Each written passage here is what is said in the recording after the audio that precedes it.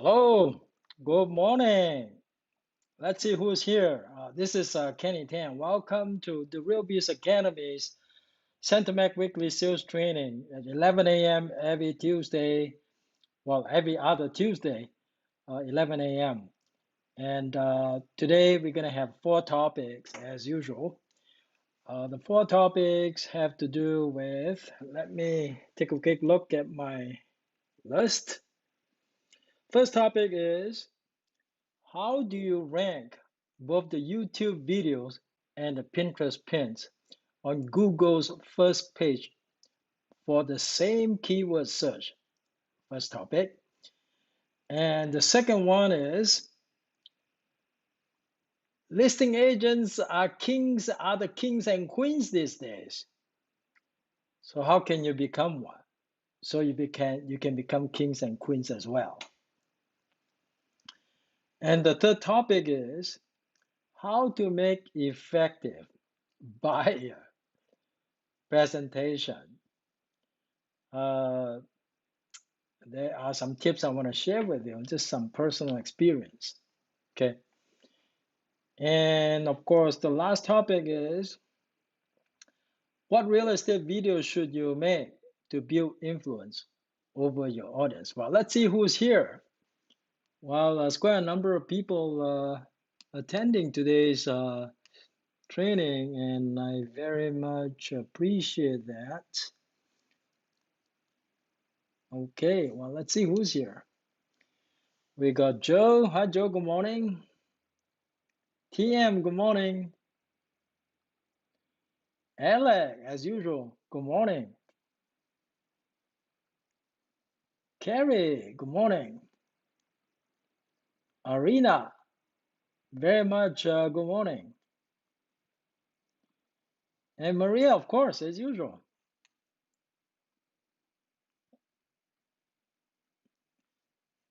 I got a bit of cataract, so you have to excuse me if I act a little slowly.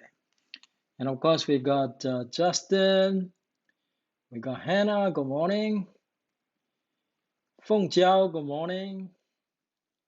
Amy, good morning. Lisa, good morning. Who else is here?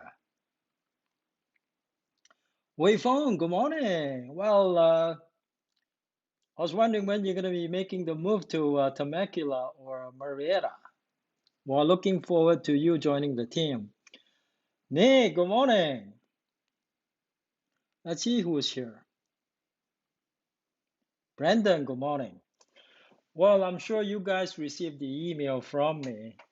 I have deleted some names from the list. I've started with people who has not been attending my training for over 6 months. I think maybe they don't want to have a relationship with me, so that's okay. They will not be invited to future training anymore. If for whatever reason you're not receiving my emails and you think you should be receiving my emails to attend the training, please let me know. If I shouldn't have your name deleted, please let me know. I think for some of you, there are some folks who has been with me for years, who have known me for over 20 years. Our relationship goes way back. So even if he or she is not attending my training, I know, our relationship will always be there. Now, there are a couple of people that actually call me after they got the email. They're saying basically, Kenny, I'm retired. So, I have to take care of my significant other. So I apologize. I can't attend your training. I told her, I replied to her, I said, the email message was not intended for you because I know our relationship goes way back. So I think if there's good reason to believe that the relationship is strong, then sometimes because of personal situation, you don't attend my training. I understand, but I think it's important for two of us, or you and I, to maintain a strong relationship if we want to be able to help each other out. See, in order for the relationship to come together, there's got to be something of value that I'm sharing with you, that I'm bringing to you, And then there's got to be something of value that you bring to me. So if it's a one-way street, it's not going to work, right? So that's why I think attending training is very, very important because I think uh, primarily it's to allow me to build my relationship with you. Secondarily is to make sure you're just getting value or getting the training that you actually need to be successful, to be in your career. I have no expectation as far as the number of transactions you need to complete in a year, but I do have expectation that you should keep yourself up to date. Now, it could be that some of you might come in a little late. That's okay. I mean, at least I know you're there. You care enough about our relationship to be with me certain times of the week, and this is pretty much the only time we can be together with the pandemic and everything. There's one thing the pandemic has taught me. It has taught me that real estate business can be conducted virtually. Uh, I don't see. I mean, I could have the office there for you. If you don't come to the office, we're not spending time together anyway, right? So why would an office be important unless you want to come into the office? See, I think as time goes, people become more and more comfortable about conducting business virtually. That's where I see the industry is going. I think whoever that take advantage of the virtual business is going to get the extra edge, and that's the direction I'm heading. Whatever savings that I get from lower operation costs, eventually I'll pass it on to you guys. And I think uh, it doesn't make sense to charge agent a lot of money where I can make a good enough profit and still make sure that your transactions are conducted safely, ethically, and legally. Isn't that all we want? We want to make some money and we want to live a comfortable life, and we don't want to have to run around showing homes, right? That's why we want to talk about how you can become a listing agent today. And I think for many years, for those of you that have been with me for at least 3 years, you know that for the past 3 years, until of course when the pandemic started, I stopped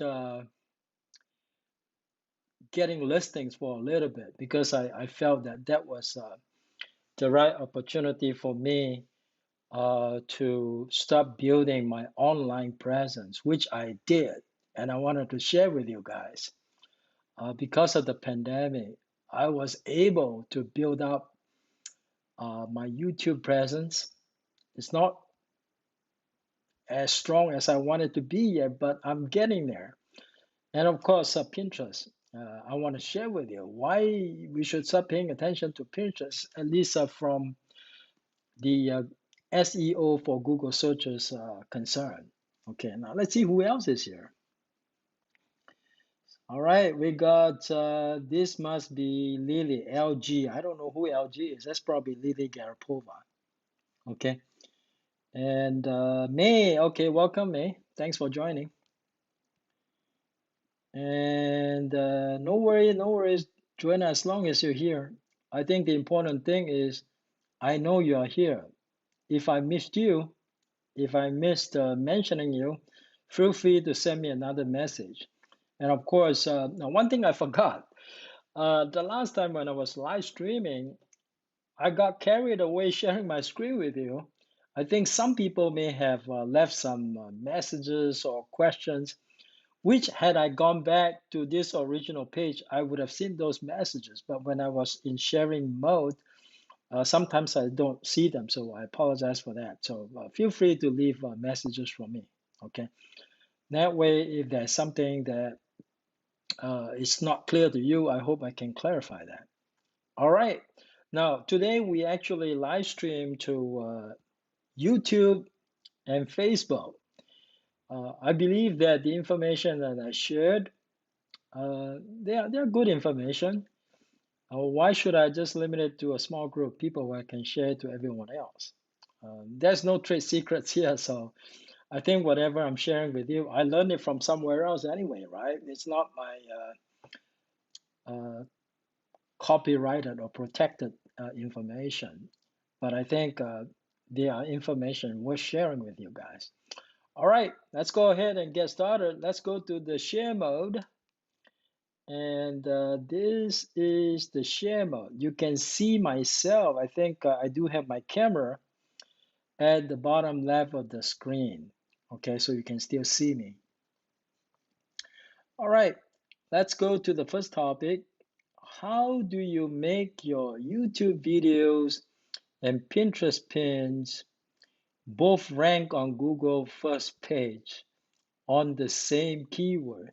Now, one more thing though, I have to apologize, is that all the examples I'm giving you are the Chinese content because I don't get enough English content to have something to build on. So I'm hoping that more and more participants will give me the information that I need, the content that I need to build the English YouTube channels. Okay, I'm really looking forward to it, but I truly believe that whatever that works for the Chinese content, especially the Chinese content. Well, if the same principles that work for the Chinese contents, I think you can make it work uh, on the English language for sure. So I think the same principles can be applied. So I figured out some things I wanted to share with you. Okay, now my let's go to Google search because it is about Google search, right? So because it is about Google search, let's go ahead and throw in some keywords here. Now, if I input a keyword in Chinese, I'll explain to you in English what these keywords mean so that you can follow along, okay? Now, when I started building my YouTube channel and my Pinterest pin, well, especially my YouTube channel, I I started using a lot of long tail keywords. If you don't know what a long tail keyword is, I'll give you a really long tail keyword. I An example of that. You know for sure I'm going to rank on the long tail keyword, right? So you start using long tail keywords. You want to make sure you use keywords that you can rank in the beginning, no matter how small your YouTube channel is. If you use a keyword that is very competitive, when you are a small YouTube channel, the disadvantage is that you're not going to rank. And when you don't rank, what's the point of using the keywords? You're not going to be found anyway. Where's the best place to hide a dead body? There's a joke on that. Google's second page. That's a good place to hide a dead body because nobody is going to find it. What does that tell you? If your content don't rank on Google first page, forget it. You got to make sure your content rank on Google first page. Now, first of all, the first example I'm going to give you is a long tail keyword. Let's go ahead and punch in that long tail keyword. I'm going to use simplified Chinese first. I actually do have both simplified and traditional on my keywords. Okay, this is the keyword I used before, therefore it pops up. Okay, this one means that if your English is no good, how can you pass the real estate exam? That's what it says, right, in Chinese. So look what happened. See, this is long tail keyword. All my video shows up at the top. Okay, 4 videos. Pretty much that is the maximum that you will show up. All these 4 videos are all mine and they all show up. Now this is long tail. Okay, long tail, they don't get searched a lot. Now if you notice one thing though, right below my videos are 2 Pinterest pins. In fact, right below my video are one, two, three Pinterest pins. That's a lot. I rarely have 3 Pinterest pins that show up on Google first page. So of course, this is long tail. See, these are all 3 pins are my Pinterest pin. Okay, I don't want to click on it because if I click on it, I take you away from the Google search page. So just to illustrate an example, but that is a long tail keyword. And then I slowly develop my keywords actually get shorter and shorter and shorter. So eventually I realized even with the shortest keywords, I can rank. Oh, isn't that amazing? All right, so the first keyword search is if my English is no good, how can I pass the real estate exam? How can I pass the real estate exam? So that is a very long tail keyword. Now let's go to something shorter, okay? Now let's cut it down. Now, most of my contents are in simplified Chinese. I only have a little bit of content that is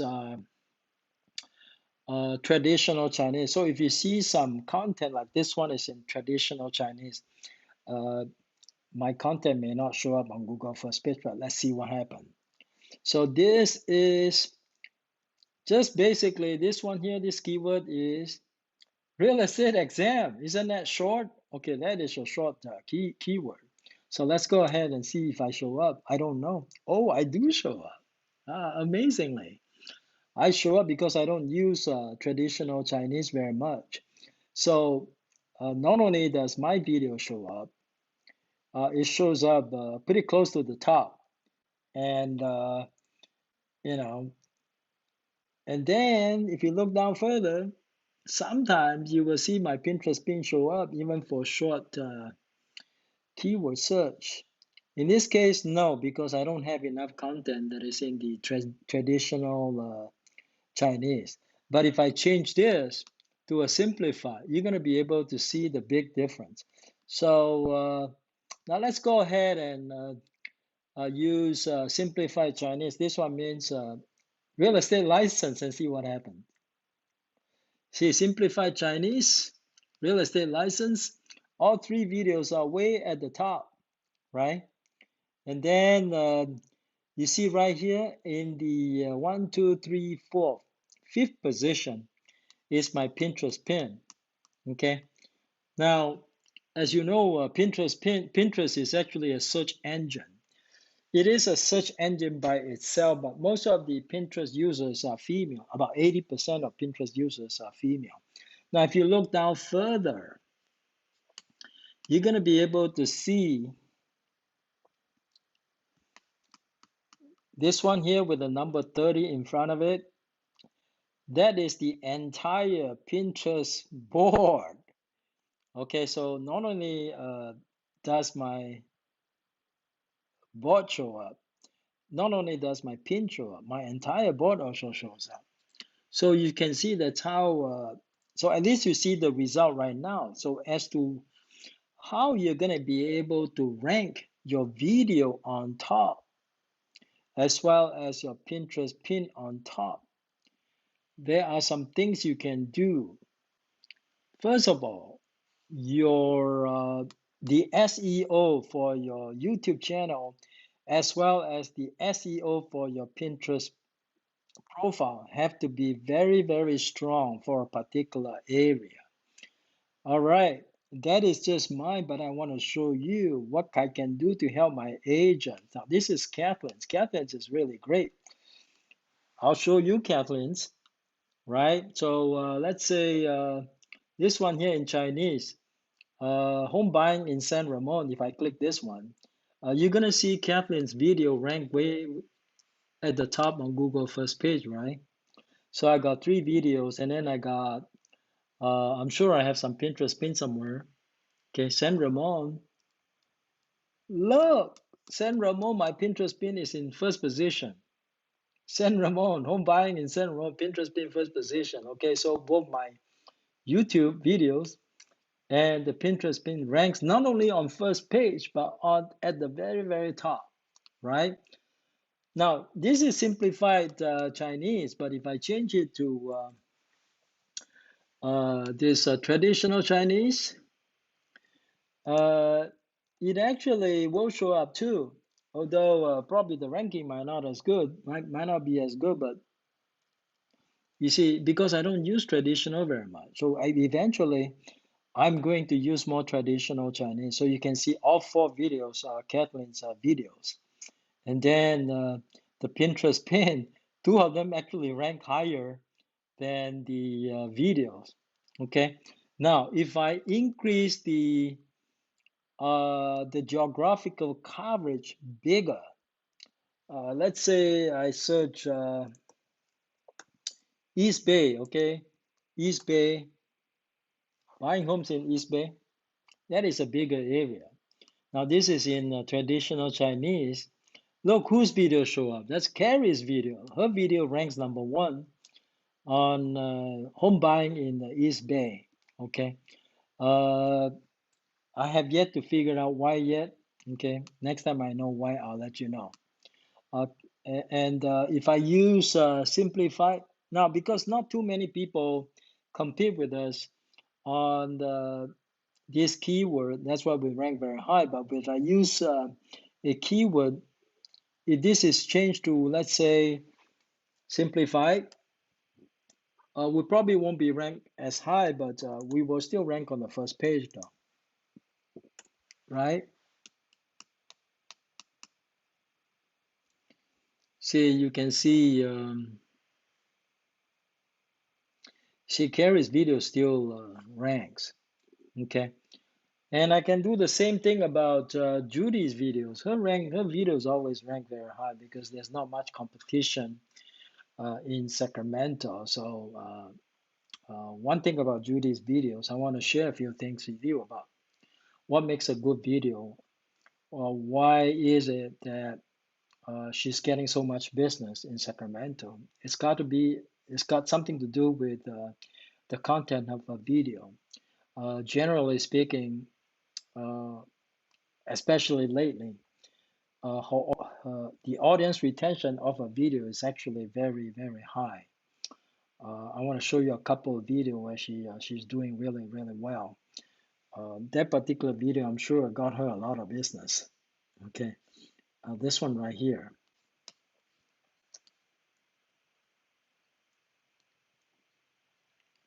I think if you're willing to invest the time to do it, uh, getting your name out on YouTube is not too bad. I think it's not a bad place to be in.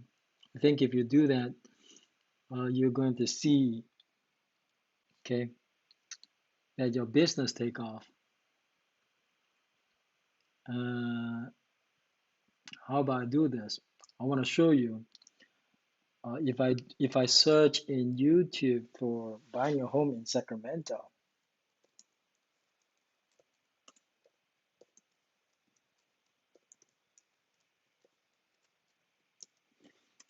her video ranks high because there's not much competition there. So if you're an agent in the area, you can follow the footsteps of Judy. I think it's not there in that place. This is the video that every time when I search the same keyword, it's just going to rank number one. So what is it that makes this video special? I'll share with you. Okay, I'm going to mute the video. I'm going to mute the video so you're not hearing anything, but I want to show you the stats so you can see why this video ranks very high on this YouTube search and Google search. If you look at the analytics,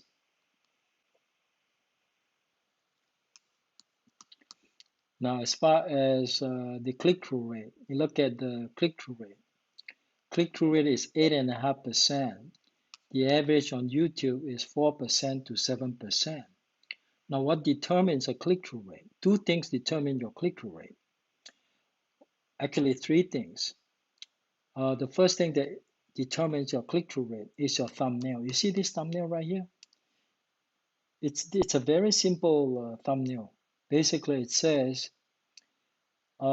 three recommended areas to buy homes in the Sacramento area. Simple as that. But I'm sure this particular video got her at least three buyers. I know that. Okay. And then if you look at the engagement,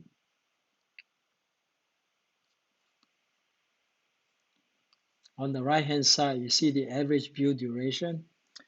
Uh, it's not the best, but it's pretty good. 6 minutes average view duration for a 16 minutes video. That is a very good stat. That tells you a lot about this video. If you ever have a chance to watch the video, you will understand why the audience, figure out what the audience likes. If you can figure out what the audience like, it's like if you can understand what your customers want, you had it. You have it won. So uh, one thing I like about the content is that when she makes the comparison of the three communities, she not only talks about the good, she also talks about the bad.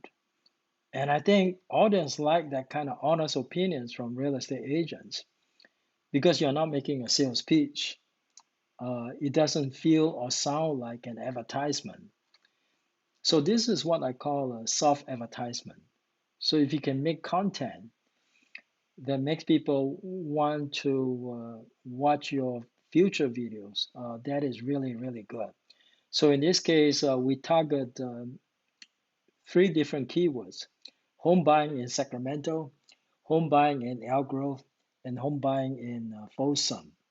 So, and then this one here, I don't want to show you the share. The share is actually important too. This one has got, if you look at the screen, I don't know if you can see it, it's got 23 shares, so that's pretty good. So how YouTube decide which video to promote, they look at a few pieces of information. The number of, basically, essentially, they look at the audience engagement. So it's got enough comments, it's got 20 plus comments. And then the audience retention is pretty good. Average view duration is pretty good. Click-through rate, of course, they like the click-through rate at 8.5%. Okay, so there you have it. So that's how you rank YouTube video and Pinterest pin on Google's first page up. Now the YouTube video, how do you get found? How does your video get found? Depends on what keyword you target. And your keyword would have to show up on your title, okay, and your description and your tag. I make sure in all three places your keywords show up in. Okay. Now let's go to Pinterest. I want to talk to you about Pinterest. Pinterest is right here. This is my Pinterest account.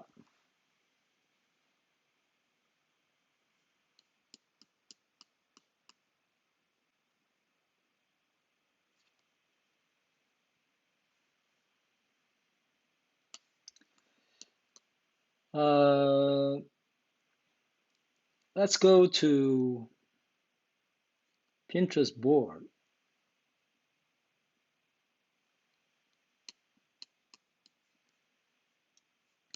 Go to save. That's where you can see the board. The Pinterest SEO actually shows up here. You have to have the board title. It used to be known by a different name, but I changed it. So it now reads a home buying because if somebody searches the keyword and if your board has a title that has the keyword, it helps. And then in the description, very similar to YouTube where the title, description, and of course the tag as well. You see the tag that I put in at the top? Those are the tags that I target. I could target English tags for the Chinese content as well, but presently I'm not doing that. But over here, you got the cities names. I have hashtags of the cities name plus home buying. So I have home buying in Dublin, home buying in Danville, home buying in Sacramento, home buying in Livermore, Pleasanton, and then the Chinese one as well. Okay, so this tend to help the SEO. And then of course, the individual pin. I have different sections in my Pinterest. You got home buying in Orange County, home buying in San Diego, home buying in the Bay Area, home buying in Greater Los Angeles, and of course, home buying in Sacramento. So it's divided into 5 different sections. Now, this one here, I need to change this one, obviously, right? Because right now, all it says is Greater Los Angeles. What about if I go ahead and add in home buying, right? And that should help me with the SEO. Okay. All right, I changed this. So now I can save it. So you have to manage your Pinterest account so that you're getting the maximum benefit. So everything says home buying, right? Well, the only one that it's in traditional is because Jean is very adamant about keeping her business within the traditional Chinese content. I think that is not a great idea because by doing so, you're limiting yourself to those people that do searches in traditional Chinese. People that search in simplified Chinese might not be able to find your content, which is why some of our later content we're actually alternating between the simplified Chinese and traditional Chinese. Of course, we're always going to have some English words somewhere.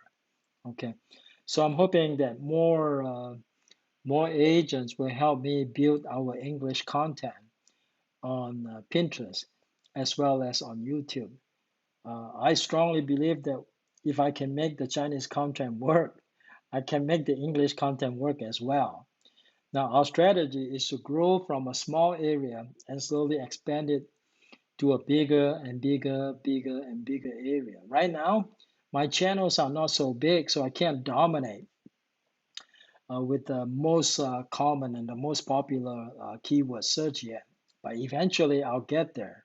Okay, but I am moving in that direction. We've been publishing video nearly, I think at least on an average, one every 2 days.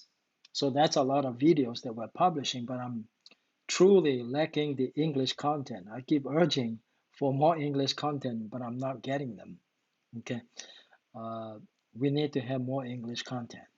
All right, let's move on to the next topic. Okay. Let me take a quick bit at my next topic. Next topic is listing agents are kings and queens. How can you become one? Let's go back to my home page. Okay. I want to go back to my home page. I don't know who else has checked in. Okay. Let's go to my scene window. If you join us late, please check in so I know you are here. Okay. All right. Back here. Who else is in the training that I have not mentioned their name yet? Let me know. Say something so I know you're there. I'm not seeing anybody else checking in. Okay. I'll say this to you. I'll say this to you. Why do you want to have a relationship with somebody and don't bother to do the things that you need to do to keep that relationship? If I don't reach out to you, you don't reach out to me for months, how can we have that relationship? Don't you want to know what kind of value I can bring to you? Some of the things I'm teaching you actually, some of the things I actually experienced myself. As you know, before the pandemic came, I was driving and driving and driving all over California. Of course, that wasn't too wise, but I spent a lot of time on the road. I go to different places to sign listings. As far north as Santa Rosa, as far south as San Diego. I just never had the privilege of signing listings in Central California, although I did sign a couple of listings in Merced. Believe it or not, I had a listing in Merced, even though it didn't sell, but I went to Merced. See, during the pandemic, all I keep hearing is that agents are taking buyers, driving, taking them to see so many homes, submit so many offers. Some of you took 8 offers to get it accepted, some 6. It is very rare that you get an offer accepted on the first try anyway these days, right? Whereas listing agents, they are not short of buyers. Even houses that has some issues, some problems, they sell. So isn't this the right time to become a listing agent? I'm sure it's a no-brainer. I think it makes a lot more sense to become a listing agent because once you have the listing up, aside from the initial preparation work that you need to do, you need to uh, see what kind of improvement you need to make the house look nice and acceptable. You need to do some staging maybe, and then you need to take the photography, right? Can somebody say something so I know you're still there? If I don't hear anything, usually I think you're not there anymore. Well, uh, how can you become a listing agent? The one way that I know, which I personally have experience, oh, Mello, hey, thanks for coming. Appreciate that. So I know you guys are still there. Okay, who else is there? Okay, Ella would say, yep, means what? You want to be a listing agent? Sure. I'll share with you how you can become a listing agent. If you are a seller, all you really care about. Hello, Jean Riley. Jean, you with me? Okay, great. Even Jean Riley is here. 13 houses last Friday.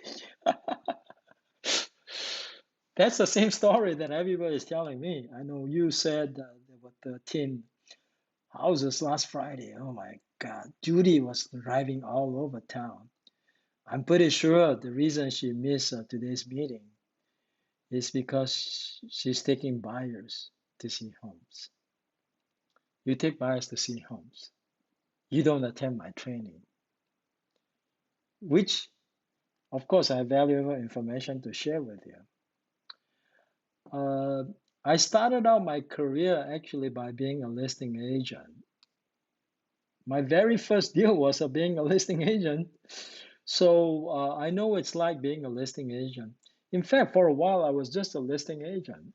I don't even want to do buyer's deals anymore. I just kept doing listing because I think listing makes more sense to me in terms of time management. But the hard part about getting listing is that competition is pretty tough, that's for sure. You know, because a lot of people want to become listing agents these days. You can rely on marketing to get listings. There are 2 ways to get listings, marketing and sales. Which one do you like better? You prefer to wait for people to call you, or you don't mind calling people? Well, are you more comfortable with calling strangers, or you're more comfortable with calling people that you know? See, some people are more comfortable with calling strangers, but they got 2 fears that they have to overcome: the fear of rejection, then the fear of failure. Well, some people even have the fear of acceptance. Well, you might be wondering, what's a fear of acceptance? Well, here's an example. You call, and then lo and behold, the guy wants to sell his house. Now you start thinking, oh my God, I got an opportunity. So what am I going to do? Well, let's see what Alex comment is. Okay, my cataract. All right, all right, all right, all right. Okay, Ella was saying, still am motivated to be a listing agent? Okay, well let's talk about. So now let's talk about the fear of acceptance. If you don't have the skills to do a listing presentation, you get scared when somebody say, "Hey, come on over. I'm ready to talk to you." And then suddenly you say, "Oh my God, I need to go for a listing presentation. I've never done one." You see, it's easy to do a listing presentation to somebody that you already know. It's more difficult to do a listing presentation in front of a total stranger. Now, who here has done a listing presentation using FaceTime to a total stranger? Who? Let me know in the chat room so I can we can exchange information. I did 2 years ago. Well, actually, it was less than 2 years ago. It was late summer in 2019. That's when I was really, really into prospecting calls. My normal schedule was 2 hours in the morning and 2 hours in the evening. That was pretty fanatical. Uh,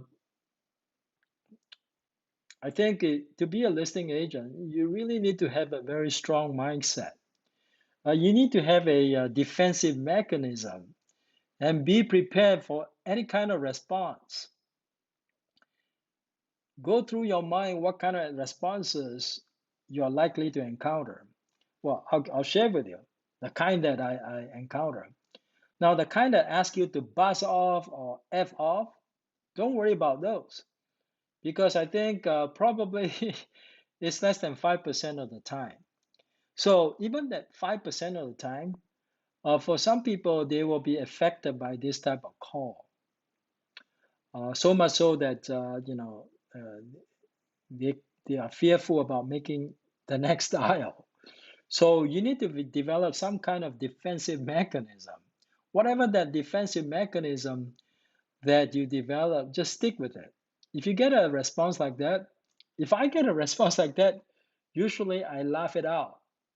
Okay, I might say ah or something like that, just so that I basically just so that I don't get hurt, so I can have some kind of a defensive mechanism. You have to have some kind of response, either verbally or physiologically, to deal with this type of response. Now, what if another type of response would be you make the dial and the guy picks up and say, before you could even begin to speak, the guy said, not interested. Okay. All right. If the guy says not interested, what should you do next? Well, perhaps you shouldn't waste time with this guy because what are the chances of the guy who gave you a not interested response actually wind up doing business with you? I think the likelihood is very, very small. But if you only need to spend a minute to find out about that possibility, perhaps it is worth exploring why this guy is saying not interested. Is he saying not interested because he's really not thinking about moving? Why are you making phone call to him? Okay, that's one possible reason. Another reason why this guy is saying not interested could be that he's an expired listing owner. See, the thing is, when you call the expired listing, the minute the expired listing is published, he's going to be bombarded with phone calls.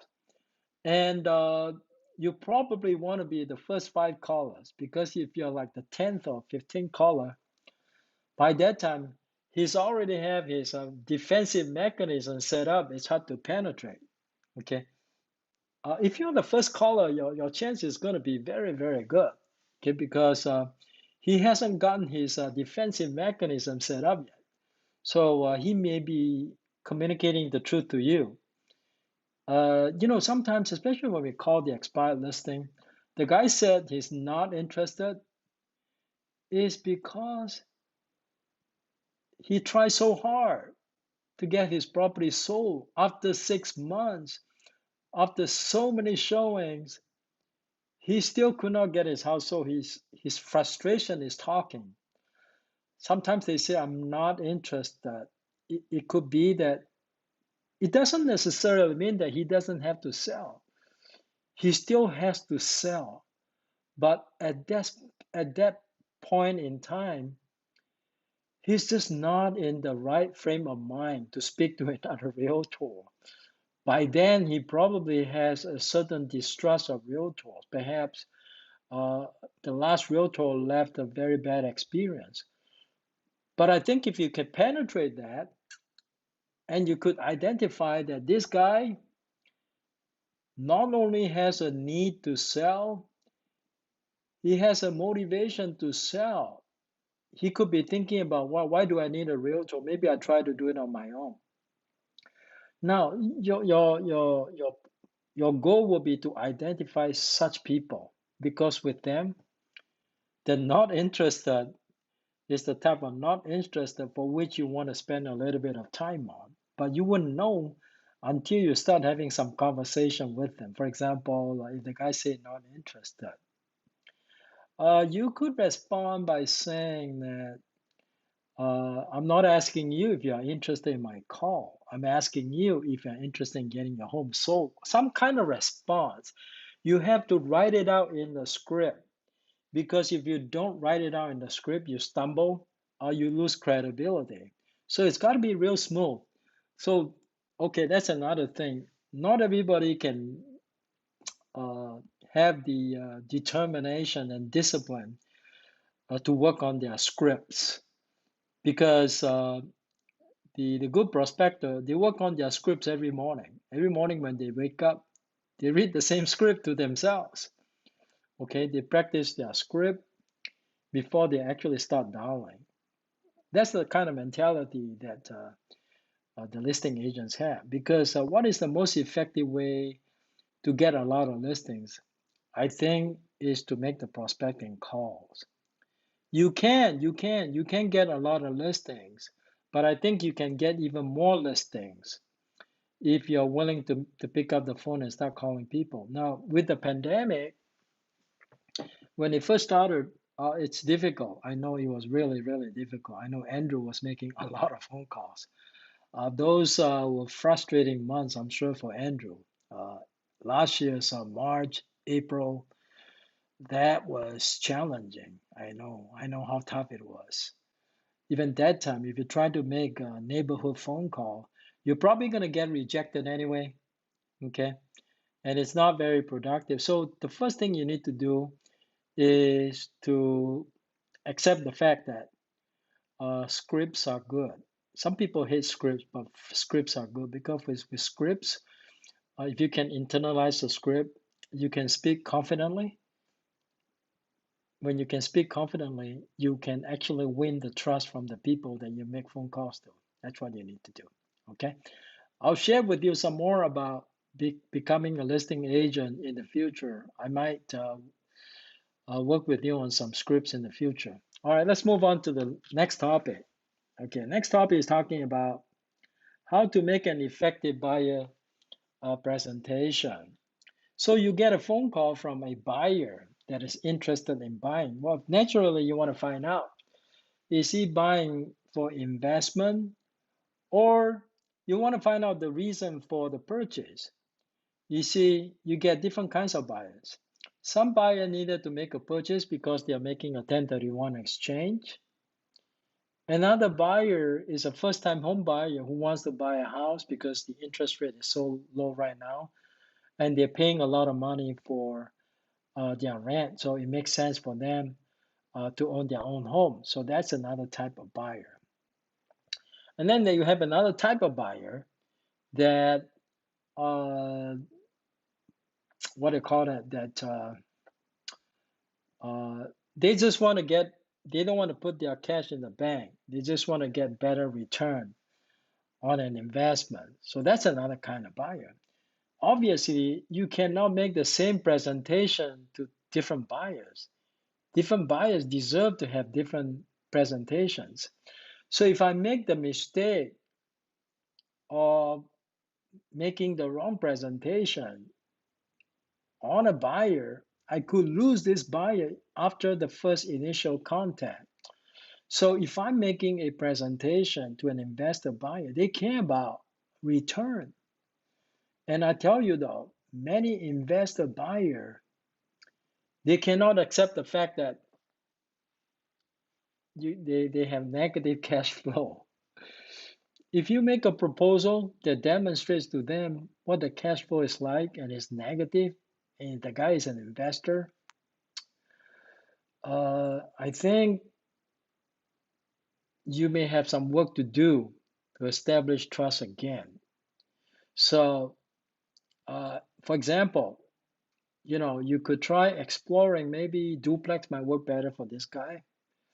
In some areas, duplexes are better than single family residence, just in terms of return. So uh, don't just limit yourself to single family residence. Think outside the box. What's most important to this guy? Okay.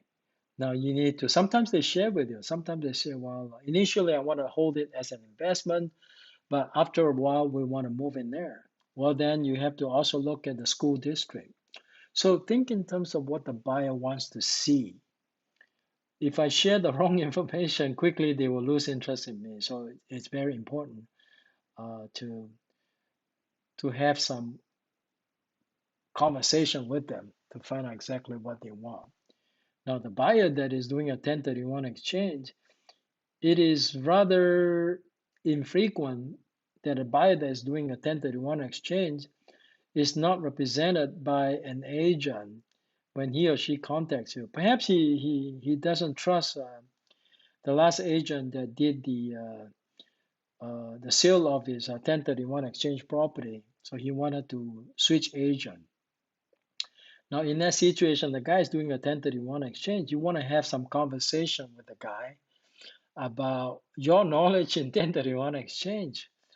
I mean, if you don't even know how to do a 1031 exchange and you're trying to find a home to satisfy this guy, I think it may be difficult to build trust in that case, right? I mean, you want the guy to feel comfortable. You want to know, uh, all the deadlines and all the different options that he has available as someone who's going to buy a replacement property. Some people don't even know, some agents don't even know that you can sell one property and buy several or multiple properties to satisfy a 1031 exchange.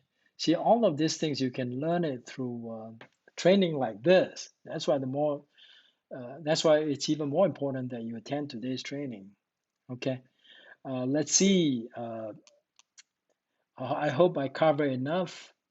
Now, when you do a buyer presentation, some graphics is important. The last time I shared with you a buyer presentation a template that I created using Canva, but that's just a template though. Once you get the template, you might want to tweak it a little bit to fit that particular buyer's profile. You can't use the same template on every single buyer, because they have different needs. They look for different things. So, I mean, if all you're doing is when the buyer contacts you, if all you're doing is just to download MLS listing and send it to the guy, uh, a lot of agents might be doing the same thing. So, how can you make yourself stand out? You probably have to share additional information that he finds valuable. So, if he finds value in what you're giving him, then he's more likely to do business with you. All right, so much for buyer representation or presentation today. Now, last topic is about what kind of real estate video you should make in order to build influence over your audience. I will share with you because I've seen enough data based on probably about 200 plus videos that we have made. Okay. Uh, as a real estate agent, there are several kinds of videos you can make. You can make videos that simply show homes. I mean, of course, this type of video, if all you do is just to do a 3D shot of the house versus a vlog style video where you're actually offering more, something that is more valuable. You walk into a space, okay, you can talk about things that you personally feel that a buyer or prospective buyer, an audience looking at the video might not actually feel the feeling. Uh, it's going to offer additional value. See, that's why sometimes when we shoot video, all we do is just shooting video. This kind of video, really, I mean, you can see the audience retention is very, very low. Most of the videos that we make on new homes, the audience retention are really, really short because if you watch a video of the inside of a model home, after a while, they all look very similar. They all look about the same. About most people, the average audience retention is only about 2%. Not 2%, I'm sorry. It's about the average view duration is about 2 minutes. Okay. Audience retention is usually short also. You can have a high click-through rate and yet very low average view duration. Well, because the high click-through rate, these are people who are actually looking for homes. So usually when I make the new home video, when I advertise it, I target people who are looking for homes to buy. Okay. Now, if it's a particular video about a certain home, uh, sometimes they're not reading it carefully. They see new homes for sale, they click, and then I watch about 30 seconds or a minute, they realize, oh, this is not the home I want to watch. They're not going to finish your entire video. They're just going to quickly bail out and exit your video. See, that's why this type of video get about less than 2 minutes. Now, another type of video that you can really, really use to build influence are the video about lifestyle. I think it's got some entertainment value and it's got some educational value. Uh, my experience is, and although we just started recently, okay, I look at even Judy's video when she's comparing all the different communities. See, when she's talking about these different communities, she's not only comparing the home prices, but she's also comparing the amenities, the lifestyle. Do I have a 99 supermarket here? Oh, there is a nice Folsom Bay here. Okay. Oh, Chinese restaurants and Chinese market. So this is the lifestyle video. And the reason why her average view duration is high because the audience find it to be valuable, uh, to worth keep watching versus a video that simply just show the interior of a new home. You know, most people can't spend a long time watching this type of video. I mean, it doesn't mean that this type of videos don't have its place or value. It does, because this type of video has gotten us some bias leads as well. Okay, but in terms of building trust, the trust is very, very fragile. I don't think you can build much trust at all making this type of videos, but uh, it has its purpose in terms of attracting the right people to contact you because when they saw that video, they're most likely to finish the entire video. Because how I know they finished the video? Because we have a link in the end screen where the person actually clicked the end screen, so I know there were clicks. So some people actually finish it. Those are people that actually has a desire to look for homes in the same community in which the video portraits. Okay, so uh, So just to give you an idea, so we're making more and more lifestyle video. This type of video, I strongly encourage you guys to start making this type of videos. Okay, it takes a little bit extra work because you need to uh, put a dash cam. Speaking of dash cam, I just got my new dash cam installed, so I'll be driving my car around town. Okay, taking videos of street scenes. I think you can sit in your car, take a video of an intersection, for example, or you can just drive around the neighborhood. I think this offers extra value to include in your video. Okay. All right. So let's see what else. What kind? There's another type of video you can make. A video that shares your knowledge as a real estate agent. When you're a new agent, the last two types of videos are the type of videos that you can think about making. Okay. Now, I fully support both types of video. If you make both types of videos, Centermac is going to spend some money uh, to promote these videos because I think these videos will help you launch your real estate career. I think if nothing else, it makes you more visible. Well, what does it make you more visible? Means when you're more visible, uh, people think that you're doing well as a real estate agent. You see, they want to associate with a successful real estate agent. So they keep seeing your videos, especially when you're making all the different kinds of content, lifestyle video, new home video, knowledge-based video. Knowledge-based video might be something you're talking about. The home buying process, you can share with them. Now, as a new agent, once you have made once you have closed a few transactions, you can start sharing with the audience about your knowledge in the real estate business by sharing with the audience. You can do it as you can do a talking head video, or you can do a vlog video where actually you accompany the client to see the escrow officer to do the doc signing.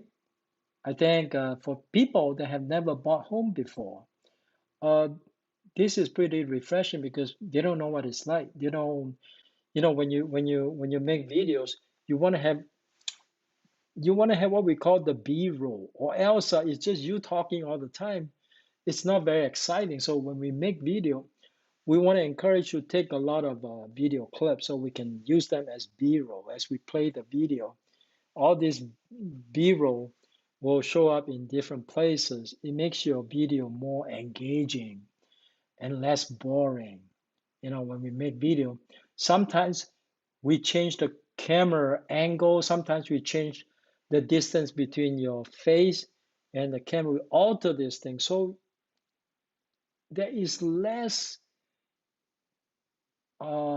fixation because sometimes if you're looking at a talking head for too long, afterward you just kind of tune off. Versus when the screen it keeps changing, it actually uh, makes the brain works a little bit. So it makes the person feel like, hey, he's looking at new information all the time instead of just looking at the face, right? Just like the way I'm doing right now. I don't have a better way of doing it, but I shouldn't be doing, but this is live stream, so it's different, okay? If I have an assistant help me on the side, you will not be looking at me talking all the time, right? So even when I'm talking, I'm not sitting still like this. If I'm sitting still, that might create a fixation effect. But if I'm moving my head around, you might use my eyes, use my expression a little bit, then I look a little different, right? Okay. So three type content: home showing that gets you immediate buyers, immediate right kind of buyers, and then the lifestyle, that is the trust building video. And then the knowledge base, that is also the trust building. We have three kinds of uh, content going, and we keep uploading them to YouTube, to Pinterest. They're going to get more and more robust. And then the channel is going to get bigger and bigger, and then YouTube is going to rank our channel higher and higher. So eventually, you're going to get found. Versus if you're trying to do it by yourself. That's another reason I don't encourage agents setting up their own channel, is because if you do it by yourself, it's not the same thing as us combining our resources. Why do we want to combine resources? Because you know why? We share the same metadata. For example, Carrie's video now ranks for the keyword home buying in East Bay. Now, I have another agent coming along, and it's one of our agents. Their videos are both going to show up. And, we're just going to help each other out. Eventually, the whole idea is to get our name out, okay, to get our brand name out, and to help each other to get business. When we get business, we can actually work with other agents, spread the wealth, right? Help each other out, okay? All right, with that said, and I appreciate that so many people showed up today, and there's still a lot of people that don't show up. They're either thinking about ending the relationship with me, or they are not getting my emails, which of course is always a concern. I need to make sure you're getting my emails. So I will have Cheryl contact every single agent to update their emails. So if you do get an email from me, get a phone call from Cheryl, please pick up her phone because she's just trying to update your contact information. Okay? All right. So that's it for the training today. I hope you enjoyed it. And don't forget, who's that? Oh, Kevin. Oh, Kevin, how are you? All right, so you're there. So next time, say hello earlier. That way I know you're there. Who else is there? Oh, Lynn, you're here too. Oh, okay, great. Okay, Hannah. All right, great, awesome. So don't forget, next Tuesday evening at 9 p.m. is our market update live stream. That is company training as well. It's for the San Diego and Orange County market. Some people might be saying, hey, Kenny, I'm in the Bay Area. I'm not even in Orange County or Southern California. Why should I watch? Well, I'll tell you why you should watch. Because one of these days, you could be one of those speakers up there. I know Gene Riley has gotten a few leads by doing a market update, and Gene will tell me about it. Gene always shares with me, so I appreciate that. Okay. So that's why even though I make you attend though, because I make it mandatory. So next Tuesday night, if you can't attend, you gotta let me know, okay? I just want to know why you can't attend. I mean, I'm not saying that if for whatever reason you can't attend, uh, you know, I'm gonna penalize you. No, no, not exactly like that. I just need to know why you can't attend. That's all. I mean, if you can come in and join us, or at least tell me why you can't attend, I think it will be very helpful in terms of me deciding whether or not I want to keep my relationship with you. I think relationship is a two-way street. If we start calling each other, we start corresponding each other, that's when it's going to end. Okay. So that tells me that if you want to be a successful listing agent, make sure you have a good CRM. Okay. All right, guys. I'll see you guys next Tuesday at 9 p.m.